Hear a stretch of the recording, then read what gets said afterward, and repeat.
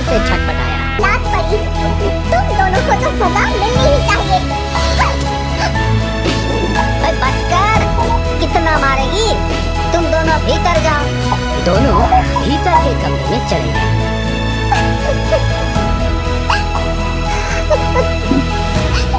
सोचा था अब समझ जाएंगे, अब भी ना समझे। क्या करें हम इनका? रो कह रही है पगली, दोनों एक दूसरे के भाई हैं, अब इन्हें समझाना ही पड़ेगा। पर कैसे? रूपा को कुछ तरकीब सूझी और उसकी आंखों में चमक आ गई। लीला, एक काम कर, बहुत सारी लकड़ियों की एक गठरी बना और उसे रस्सी से बांधकर यहाँ ले आ। पर क्यों? तू ला तो। लीला घर के बाहर गई और कुछ ही देर में एक लकड़ी की गठरी के साथ वापस लौटी।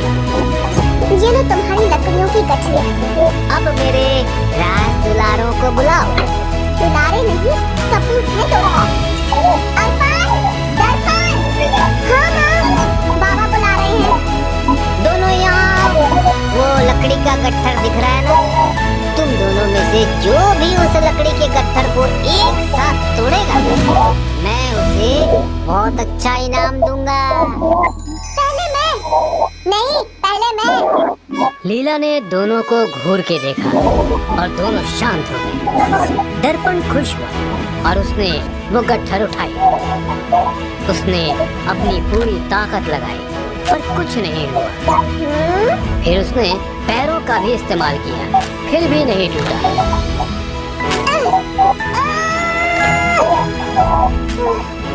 नहीं टूट रहा बाबा, ये बहुत सख्त है। अब अर्पण आगे आया, गट्ठर तोड़ने। उसने अपनी पूरी ताकत लगाई। उसने घुटने से तोड़ने की कोशिश की।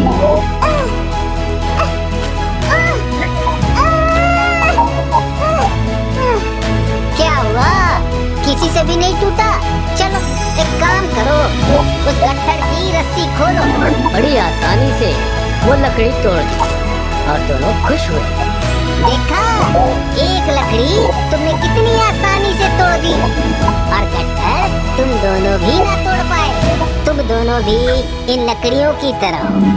अगर अकेले हो तो कोई भी तुम्हें तोड़ सकता है, लेकिन अगर साथ हो तो तुम एक गट्ठर हो जिसे तोड़ना बहुत मुश्किल है। हाँ, समझ गए बाबा। अब से हम पहले मैं नहीं करेंगे और ना ही किसी चीज के लिए झगड़ेंगे। बाबा, हमें माफ कर दीजिए, हमारे झगड़े की वजह से आपको बैल ने लात मारी। मेरे लाल।